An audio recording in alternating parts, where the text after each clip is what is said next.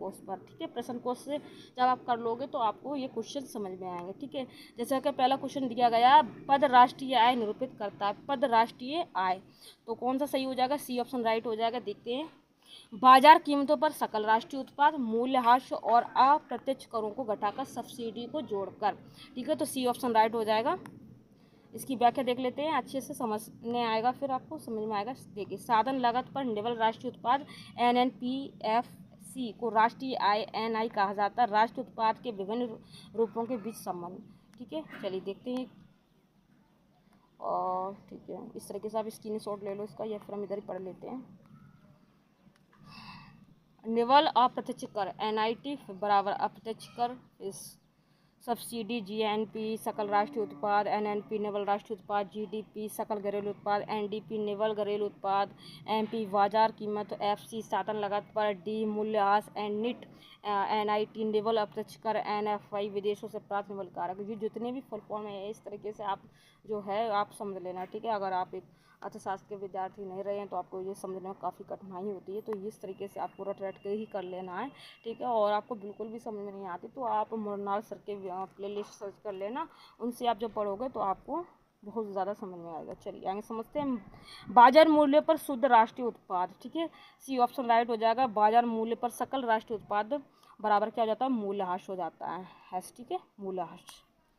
और चलिए इधर चल लेते हैं हम लोग। क्वेश्चन नंबर 3, राष्ट्रीय आय। राष्ट्रीय आय क्या है? साधन लागत पर निवल राष्ट्रीय उत्पाद है। ठीक है, निम्नलिखित में से कौन सी एक सकल घरेलू उत्पाद GDP गणना करने की विधि नहीं है? नहीं है पूछा है तो हाशमान लागत विधि हो जाएगा दोस्तों। ठीक है, चलिए आगे समझते हैं अगला क्वेश्चन। एक बार इसकी व्याख्या देख लेते हैं। भारत में सकल घरेलू उत्पाद GDP गणना करने की 3 विधियां अपनाई जाती हैं। उत्पादन विधि, आय विधि, व्यय विधि। मैंने अभी उससे पहले आपको बताया था। चलिए आगे देखते हैं। निवल राष्ट्रीय उत्पादन NNP एवं सकल राष्ट्रीय उत्पाद GNP है, तो क्या है ये दोस्तों? तो यहाँ पर स्टार लगा है दोस्तों। ठीक है, स्टार लगा। हम सीधे डायरेक्ट व्याख्या पर आ जाते हैं। निवल राष्ट्रीय उत्पाद NNP नेट नेशनल प्रोडक्ट और सकल राष्ट्रीय उत्पाद GNP ग्रोस नेशनल प्रोडक्ट के द्वारा राष्ट्रीय उत्पाद का मूल्य मापन किया जाता है। तथापि ये दोनों भिन्न भिन्न है। GNP किसी देश के नागरिकों द्वारा देश के भीतर या बाहर एक वर्ष में उत्पादित सभी अंतिम वस्तुओं एवं सेवाओं का कुल मूल्य होता है। कुल मूल्य होता है, आइए समझते हैं। जिसमें पूंजी जिसमें से पूंजी ह्रास को घटाने से NNP प्राप्त होता है, अर्थात NNP बराबर GNP माइनस मूल्य ह्रास। ठीक है, चलिए आगे समझते हैं। तो यहाँ पर अतः विकल्प A और D दोनों ही सही माने जाएंगे दोस्तों वहाँ पर। ठीक है, भारत में राष्ट्रीय आय की गणना में एक समस्या है, तो क्या समस्या है दोस्तों? D ऑप्शन राइट हो जाएगा, असंगठित क्षेत्र। बाकी ये सब सही है, अल्प रोजगार, मुद्रास्फीति, बचत निम्न स्तर, ये सब सही है। लेकिन एक समस्या क्या जाती है, सबसे बड़ी बात क्या जाती है? असंगठित क्षेत्र। एक मिनट, उपरोक्त में से कोई नहीं, उपरोक्त में से एक से अधिक, ये वाला ये कुछ नहीं है, ये वाला सही हो जाएगा। एक मिनट, जो मैंने D वाला बताया ये वाला, एक बार इसको देख लेते हैं।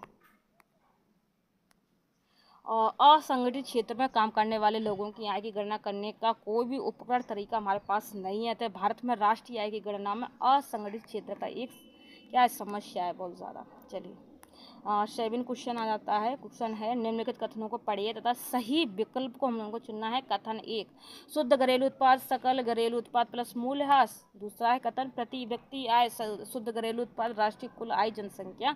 एंड कथन 3 है, विश्व की अर्थव्यवस्थाओं की तुलना करते हुए शुद्ध घरेलू उत्पाद सकल घरेलू उत्पाद की अपेक्षा बेहतर मानक है। तो आपको यहाँ पर कौन सा सही लग रहा है? कौन सा सही लग रहा है? तो यहाँ पर आपका D ऑप्शन राइट हो जाएगा दोस्तों। उपरोक्त में से कोई भी सही नहीं है। उपरोक्त में से कोई भी सही नहीं। तो ये जो तीनों कथन है एक बार स्क्रीनशॉट ले लो, और ये तीनों ही गलत हैं, तीनों ही गलत हैं। ठीक है, तीनों ही गलत। अब सीधे डायरेक्ट हम व्याख्या समझ लेते हैं, तब आपको समझ में आ जाएगा। ठीक है, आगे देखते हैं व्याख्या। शुद्ध घरेलू उत्पाद। शुद्ध घरेलू उत्पाद का अभिप्राय एक वर्ष में एक देश की घरेलू सीमाओं में निवासियों द्वारा उत्पादित अंतिम वस्तुओं एवं सेवाओं के मौद्रिक मूल्य से है, जिसमें से स्थिर पूंजी के उपभोग को घटा दिया जाता है। शुद्ध घरेलू उत्पाद सकल घरेलू उत्पाद मूल्यह्रास। ठीक है, फिर आगे देखते हैं, प्रति व्यक्ति आय एक राष्ट्र या भौगोलिक क्षेत्र में रहने वाले व्यक्तियों की औसत आय होती है। औसत आय होती है, एक मिनट, प्रति व्यक्ति आय का उपयोग किसी क्षेत्र के लिए औसत प्रति व्यक्ति आय निर्धारित करने और आबादी के जीवन स्तर और गुणवत्ता के मूल्यांकन के लिए किया जा सकता है। किसी राष्ट्र के लिए प्रति व्यक्ति आय की गणना देश की राष्ट्रीय आय को उसकी जनसंख्या से विभाजित करके ही की जाती है। किसी देश की सीमा में एक निर्धारित समय के भीतर सभी वस्तुओं और सेवाओं के कुल मौद्रिक मूल्य को सकल घरेलू उत्पाद जीडीपी कहते हैं। यह किसी देश के घरेलू उत्पाद का व्यापक मापक होता है और इससे किसी देश की अर्थव्यवस्था की सेहत पता चलती है। परंतु विश्व की अर्थव्यवस्थाओं की तुलना करने हेतु शुद्ध घरेलू उत्पाद सकल घरेलू उत्पाद की अपेक्षा बेहतर मानक है, क्योंकि इसमें से गिरावट मूल्य घटा दिया जाता है, जिससे वास्तविक अंतिम वस्तुओं और सेवाओं का मूल्य पता चल जाता है। क्वेश्चन नंबर 8 पर जाते हैं।